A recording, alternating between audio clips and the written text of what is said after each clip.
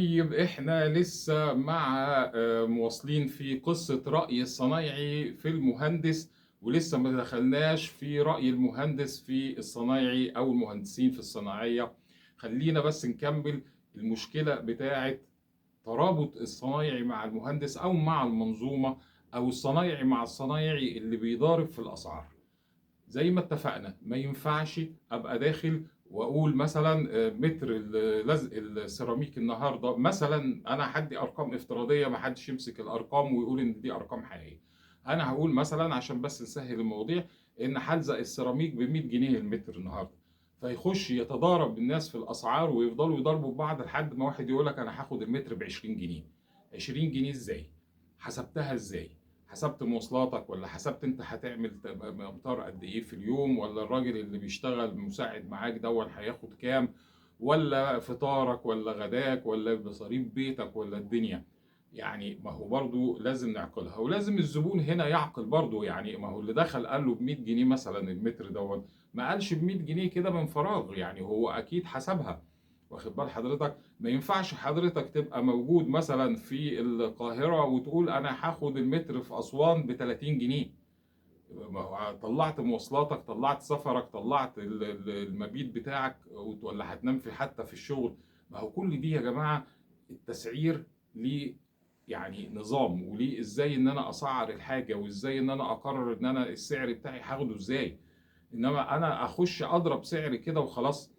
يعني مره والله انا جبت صنايعي سالته قلت له انت حطيت السعر ده ازاي؟ قال لي بصيت لقيت الناس كلها حاطه كذا، فرحت رامي اقل منهم 5 جنيه عشان اخد الشغلانه. قلت له طب حسبتها؟ ونشوف كتير كتير كتير مشاكل ما بين الزبون وما بين الصنايعي، لان الصنايعي خد بتكلفه قليله فما وافقتش معاه، يا اما ما كملش الشغل، يا اما خد العربون واختفى، يا اما. ما هو برضه لازم نعقلها. ازاي ان انا احط سعر زي دون والزبون يقبل بيه وفاهم ان هو هياخد الشغل الكبير؟ دي عمليه يا جماعه يعني لازم تتحسب. وبرضه الصناعيه مع بعضهم، انت ليه بتضارب في زميلك؟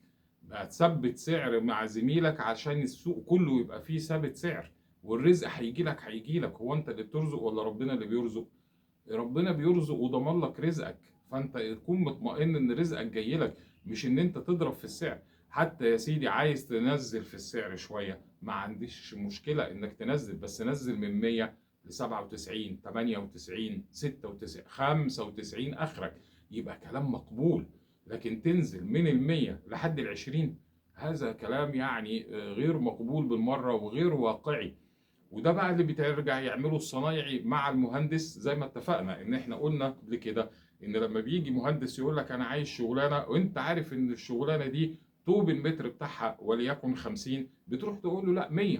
ما هو ما ينفعش برضه، لان هو عمل حسابه ان هو واخد 55 من الزبون يا دوب حق الاشراف بتاعه، وحق مواصلاته وحق مصاريف وحق اذا كان عنده مكتب في ضرايب في دنيا في كل الكلام ده كله. فانت ما تروح تقول له 100 عشان فاهم ان المهندس ده يعني مفتري وهابش بقى من الزبون ومعبي ودخل على مغارة علي بابا. برضو ده كلام مش موزون.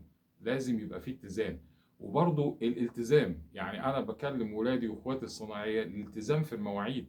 النهارده الصنايعي تيجي تقول له هنتقابل مثلا الساعه 7 الصبح 8 الصبح عشان الشغلانه، 10 12% اللي بيلتزموا بالوقت، والباقيين بيلتزموش بالوقت.